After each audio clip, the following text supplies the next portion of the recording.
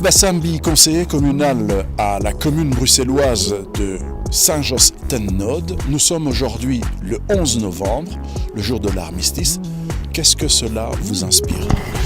Disons que l'armistice marque la fin de la Première Guerre mondiale, le 11 novembre 1918, après 4 longues et terribles années de combats meurtriers durant lesquels le monde a englouti des jeunes combattants venus d'Europe, d'Afrique, du Pacifique, des Amériques et d'Asie.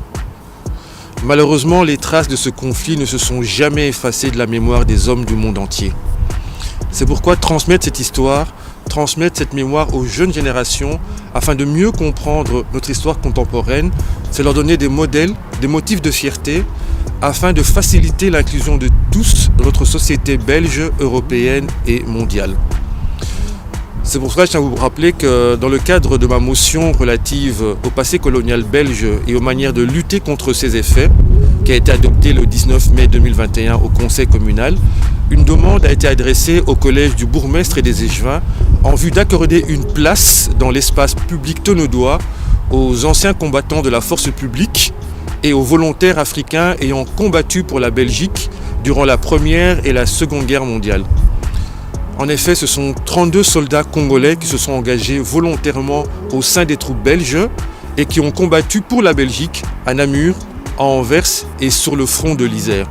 Sans bien sûr oublier les milliers de soldats qui composaient la force publique, c'est-à-dire la plus belle armée africaine de la Première Guerre mondiale, dont le plus haut fait d'armes, la campagne d'Afrique orientale en 1916, avec la prise du port stratégique de Kigoma sur le lac Tanganyika et de Tabora, la capitale administrative de la colonie, fut décisive dans la victoire des forces de l'entente en Afrique. Vous savez, Victor Hugo disait, les souvenirs sont nos forces. Quand la nuit essaie de revenir, il faut allumer les grandes dates comme on allume des flambeaux. Le souvenir de leur sacrifice nous exhorte à être dignes de ceux qui sont morts pour nous, pour que nous puissions vivre libres. Que tous les anciens combattants reposent en paix et que la lumière du ciel les éclaire éternellement. Alors, concernant les 32 anciens combattants congolais qui se sont engagés dans l'armée belge, est-ce que vous pouvez les citer ?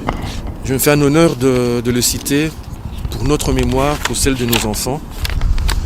Ces 32 soldats congolais s'appelaient Joseph Adipanga, Pierre Alomon, Jean Balamba, Paul Bayon, Antoine Boyimbo, Édouard Bolia, Camille Bolofo, Antoine Bonjo, Eugène Bonkakou, Pius Bouclou, Léon de Cassa, Joseph Drouven, Honoré Fataki, Jean-Jacques Ilanga, Jean-Baptiste Yessi, Albert Koudjabo, Honoré Koulou, Simon Lissassi, Michel Longo, Joseph Lopico, François Mabila, Antoine Manglunki, Pierre Mbimba, Jacques Mbondo, Jules Moquet, Antoine Mona, Paul Panda Farnana, Pierre Sangwali,